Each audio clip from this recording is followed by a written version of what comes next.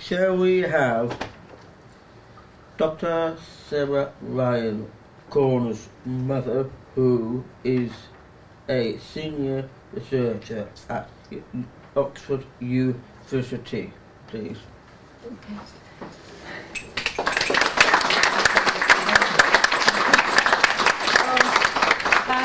Thank you very much for inviting me to speak here today. I'm going to be rubbish because I can't talk and use these things. But, I actually came for a job interview here about 7.5 years ago and didn't get the job. But anyway, I'm really pleased to be here today, and I just wish I was talking about something different to what I'm going to be talking about. I've also got to apologise because I finished my talk in my hotel room last night and this morning, and I couldn't get onto the internet because I didn't have a job here to access the internet at Manchester University. So I couldn't access the photo symbol library, so some of my slides have got pictures as well and some of them are just text, so I apologise for that. But I wanted to talk about public issues and private troubles, and I'll first of all explain what I mean by that. So Charles Wright Mills was a very well-known American sociologist who wrote a classic book, well, several classic books, but a main one called Sociological Imagination, and he talked about private troubles, which are something to do with the person, and public issues, which are to do with everybody. So this is quite similar to the distinction between medical models of disability and social models of disability. So I think bringing this to learning disability, learning disability is seen by organisations as a private trouble. It's something to do with the person and not to do with the way in which social life is organised. So what's this got to do with work, dudes and difference, which is the main title of my talk? Well, I work in a university, not this one. I've probably made that joke enough now. When I didn't get this job, I went straight to get a job at Oxford University, which I've been at ever since. And my research for the last 10 years, I finished my PhD 7 years ago, and for 10 years I've been researching disability issues. Our son Connor, also known as LB or Laughing Boy, has learning disabilities. There he is at the top. He has 3 brothers and 1 sister, and when I dug this photo out to put on this slide of him and his siblings, I was really touched that most of the photos are Connor and his brothers and sister. Somebody is always holding on to Connor. Somebody's always got their arm around him from the time he was a tot to when he was 18. So there he is with Rosie, Tom, William and Owen, and in the background, about to sort of photobomb the photo, is Rich, who you can't really see. Connor loved buses. He loved buses all his life. He absolutely loved anything transport, Eddie Stobart. He loved London. He always said to me, I wish I was a Londoner, Mum. He wanted a girlfriend desperately. He wanted a beautiful girlfriend. And he was just a really, really funny guy. I cannot describe to you how funny he was. And we never really knew whether he was deliberately funny or whether he was just genuinely funny, but he rolled with it and he made us laugh every single day. Up to the last few months of his life. And he was just great to hang around with. I mean, he was an indescribable, cool and quirky dude. Now, when Connor turned 18, he became really anxious and unhappy and very unlike himself. He did have his moments all the way through his life in which he was anxious, but he wasn't. He was generally very happy, very content young man. But he completely changed his character. And there wasn't any support. We didn't know what to do with him. He became very unpredictable, hostile, aggressive. He actually started to attack me, whereas up to that point he'd always said I should be the head of the Metropolitan Police, which was his most favourite organisation in the world. He idolised me up to that point, but then he really changed in the way he was. There was no support at all. The care manager just kept giving us more direct payments, but we couldn't actually employ anyone to help look after him because we were worried about them becoming hurt.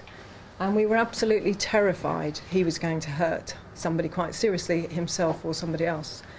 On March the 15th last year, he punched his teaching assistant in the face. She's built like a brick shit house, and she wouldn't mind me saying that.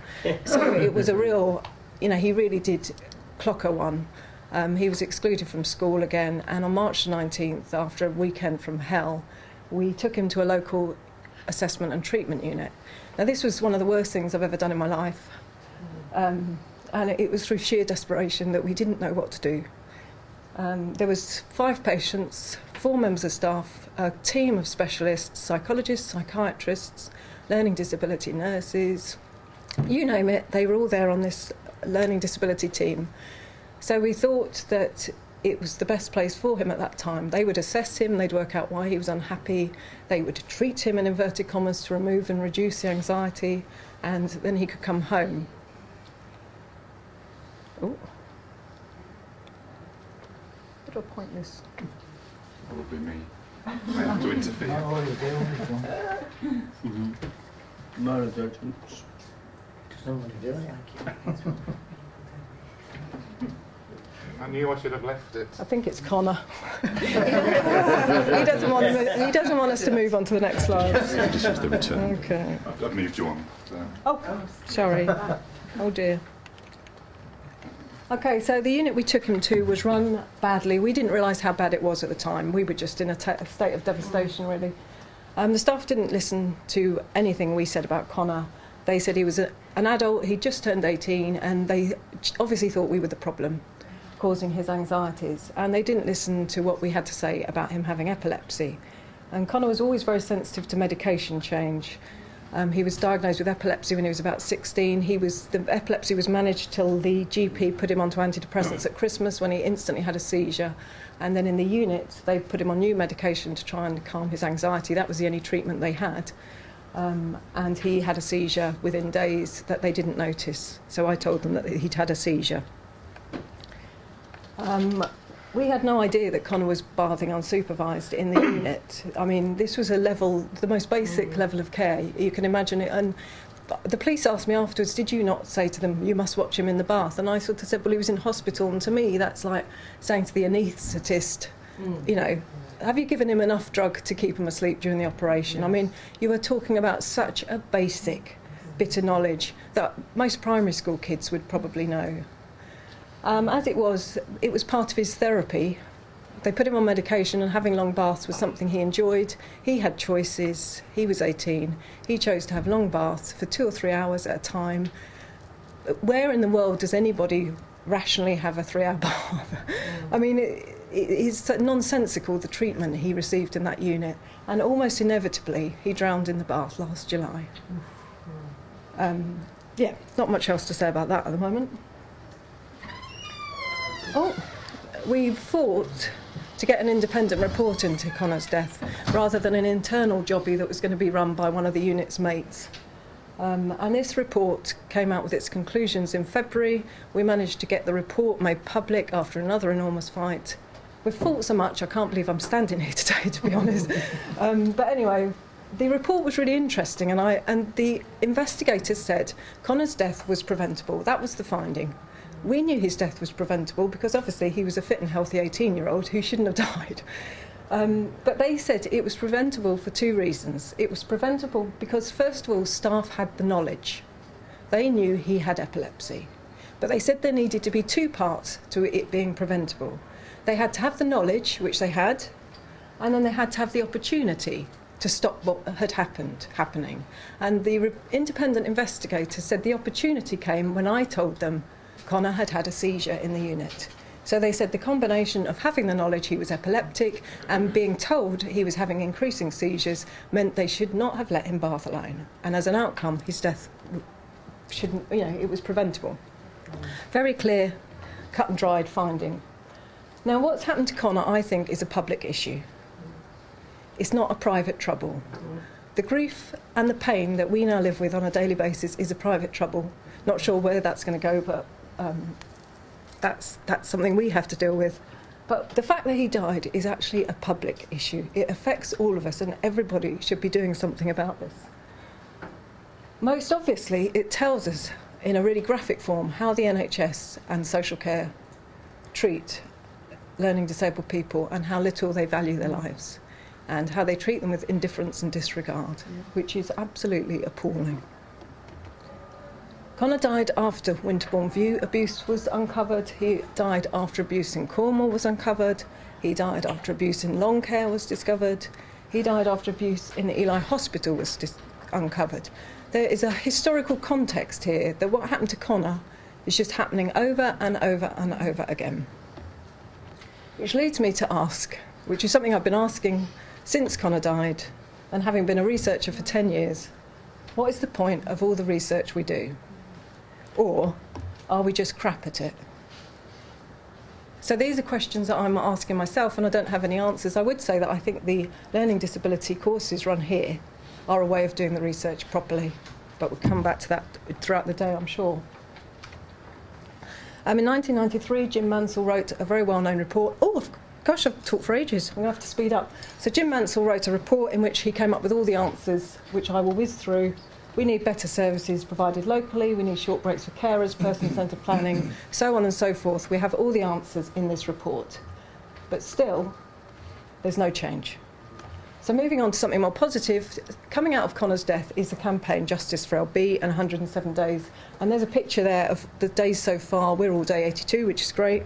All sorts of spectacular activities that people have contributed to. Astonishing. Our campaign manager works informally, voluntarily on the campaign, George Julian, absolutely remarkable woman. But everybody has been remarkable, adopting days and doing some sort of action to recognise and mark what happened to Connor was outrageous. And something positive too. So there's lots of joy within this campaign, which is an absolute delight for us. And so what has 107 days taught me? I can't answer the research question at the moment because I have no idea, but today may help. But 107 Days campaign has taught me that people unconnected with learning disability actually do care, which was a bit of a surprise to me because I'd always assumed they hadn't. But I don't think a lot of people actually come into contact with learning disabled people, so they just don't really know. And it's also shown quite graphically that the problem lies within the culture of health and social services. Yep. It's not to do with general people on the street, it's to do with the structure of the services. And so I got to thinking, like, Connor's death was preventable. How can we prevent such poor provision continuing?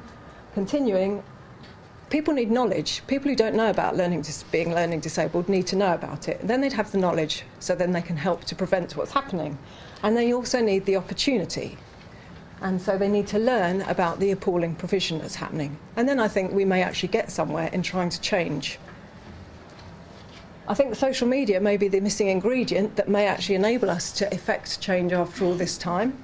If we get people, lay people, anybody off the street to have more of an understanding of learning disability and to know how appalling it is, then collectively, in the same way that people have stepped up during 107 days to just contribute with a real passion and commitment, then maybe they will do the same on a broader scale. And I think, as a last point, shutting down the learning disability course here is a really backward step. I was really shocked to hear about that. I just wanted to quickly show Connor's film, if I've got a chance. Or maybe I'll leave it. I've got the... find the time. OK. Oh. Don't know. I'll probably come up. Actually, we'll do it later.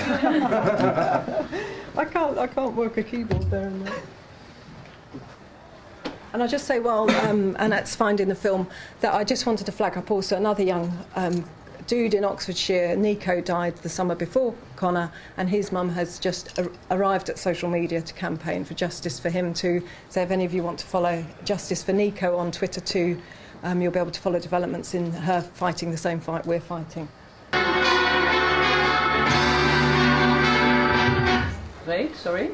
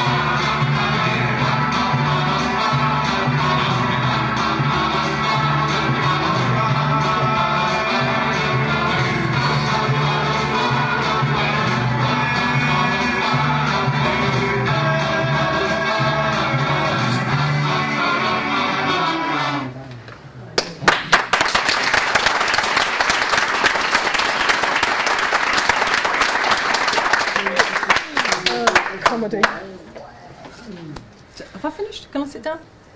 Are there questions? I think we've still got time for questions. Is there any questions? What medication did they change your son's medicine to? They put him on something. They put him on Ritalin.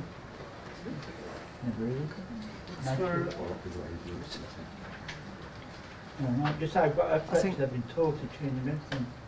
Last 4 years, 6, 9 years. Sarah? That was someone at the back. Yeah. Max Neal. Oh, hello, Max. I was very, right from when I first read that Veritas report, I was very touched by what happened to Connor, and particularly the way that the hospital, although it had said that they had experts there on person-centred planning and that they were person-centred, when you and your family tried to hold a person-centred review with Connor, the staff there really didn't understand it, and they were just saying this isn't the care programme approach, this is useless, this isn't a good use of our time. And very similarly with the Justice for Nico campaign, Nico there had a very clear person-centred plan that was just completely ignored by people who were supposed to put it into practice. And part of, so I think it's really important that we learn about how, not just about how to write plans, but also about the ways that we think, the ways that we understand people, and the habits of thought that staff in learning disability services have. So working on ways of improving those habits of thought, how people think in a person-centred way, and it's not just about producing a piece of paper that's called a person-centred plan. Yeah, I completely agree. Mel? I suppose I wanted to say that has Oxfordshire done anything about its services? Because one of the things that I think there is in the North West is loads of passion, loads of really good experience about how to work with people with difficulties in the community. The cuts with NHS and learning disabilities have pared that away. So it is a real worry about the increase in people going into assessment and treatment centres. So I just wondered if Oxfordshire have done anything. That's such a depressing question. They're talking a lot of talk. They're developing a very exciting learning disability plan and pathway, but nothing has changed at all. They actually banned baths in the other unit next to the unit Connor was in. The unit Connor was in, they shut as soon as it was found to be bad by the CQC. And then Southern Health's only response to the unit next door, which also failed its CQC inspection, was to ban the patients in there from having a bath, even though they didn't have epilepsy. Yeah. Absolutely appalling. They don't have a clue, quite honestly. They're totally clueless. And I just think the commissioners need to step in and do something and stop commissioning such terrible services. Well, we need commissioners who know what they're doing. Yeah. And there must be some. Yeah, well, they're certainly not in Oxfordshire. Yeah. Mel, did you? It's okay, I was going to ask that question whether anything had changed. No, sadly.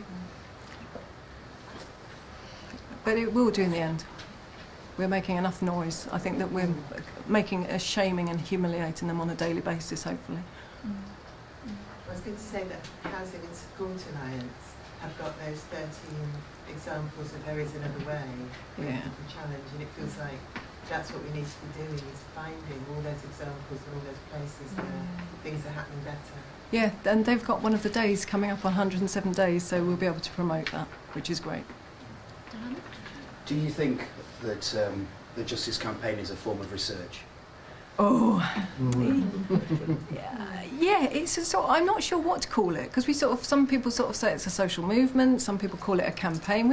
I'm not a campaigner. I'm a sort of reluctant campaigner or accidental campaigner. I'm a researcher, which has helped us to be able to campaign in the way that we've been campaigning. Is it research? I don't know. If it is, it's the sort of research I want to be doing.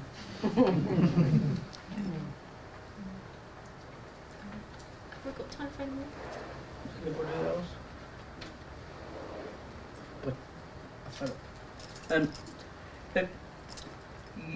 I have, and it's not a question, it's a full comments. When I heard all these stories about your son, I was really in tears. I was depressed.